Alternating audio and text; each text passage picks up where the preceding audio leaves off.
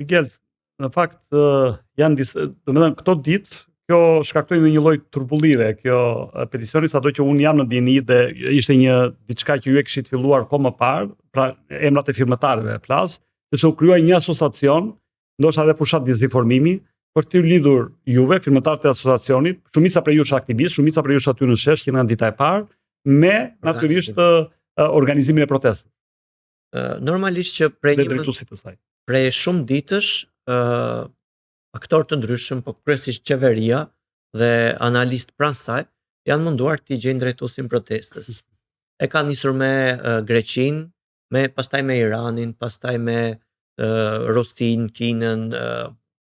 Kur I pyet në studio nuk thonë do të asnjë emër, asnjë. Po cili është fakt drejtuesi? Pra ka një grup organizator protesta apo janë Mendoj që me sa di unë ka një grup të cilët janë kujdestar të megafonit apo të itinerarit, po tashmë momentin që dihet vendi, dihet ora, dihet kërkesat, mendoj që s'ka nevojë më për organizator. Ka nevojë vetëm për reflektim nga palët politike. Kështu që duke qenë se kishte një nevojë shumë të madhe, kjo lista u publikua, ne nuk e kemi publikuar vetë të listën, nuk e di nga doli dhe si doli, dhe vetëm natën e parë ka marrë mbi 200 friend request të njerëzve që kishin kuriozitetin që kush janë këta që kanë marrë ku diun organizimin e protestës e me radhë. Menjëherë bëra një sqarim në rrjetet sociale dhe ky sqarim u shpërnda dhe nga kolegët e tjerë që janë pjesë e asaj liste. Mendoj që ka aq shumë portale të cilat ti nuk arrin dot I kontrollosh dhe në mos kjo listë do ditë një listë tjetër ku diun cilët kanë vërë diçka tjetër dhe do merren si organizator të protestës. Megjithatë duhet të them për vërtetës që nismat që ju keni ndërmarrë, qoftë peticionin fjalë, qoftë nismat referendare apo ndryshime kundizjedhor, qoftë aktiviteti tjetër për shembull në rastin tuaj qendrës qytetare, përkojnë me frymën e protestës, apo jo? Kjo sigurisht që është, dhe unë jam krenar që përkojnë dhe jam krenar që në këto të paktën 10 vite qendrës qytetare, ne ja kemi dalë që të sillim protestën te institucion në Shqipëri. Diku me 5 veta, diku me 50 veta, diku me 100 veta, dhe tashmë me 30-40 mijë në shesh, që është rezultat I një pune shumë të gjatë, jo vetëm I joni, po edhe I aktorëve të tjerë. Kemi arritur ta instalojmë këtë dhe unë mendoj që kjo duhet të ngelet, pavarësisht se rrëzohet qeveria, krijohet një forcë politike çka kërkon publiku apo media. Unë mendoj që ky institucion tashmë është krijuar dhe duhet të ngelet aty. Dhe besoj që për kjo na bën më shumë krenar se çdo gjë tjetër.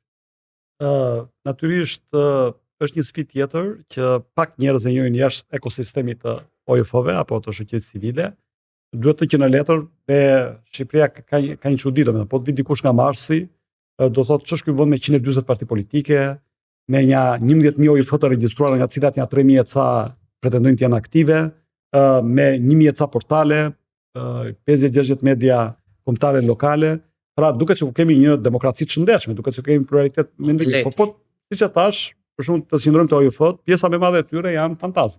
Pra një pjesë funksionojnë vetëm për të marrë projekte, dhe në momentin që donatorët kanë prerë burimin e të ardhurës se Shqipëria konsiderohet më vend I pazhvilluar apo vend fazat e para të tranzicionit, ato kanë shtruar. Ndërkohë që ju jeni kundërta e kësaj, pra jeni një shembull pozitiv që tregon që dhe me pak mundësi financiare keni arritur të krijoni një frym, një sensibilitet për kauzat caktuara. Pse nuk ka më shumë si ju? Shiko, unë nuk kam asnjë kompleks që të flas për problemet që ka sektori I organizatave, se nuk mund ta quash shoqëri civile se është pak më e gjerë. Sektori I organizatave në këto 30 vjet ashtu si çdo sektor tjetër ka pas shumë mëkate, ka pas shumë probleme, shumë korrupsion dhe shumë fonde të shpërdoruara.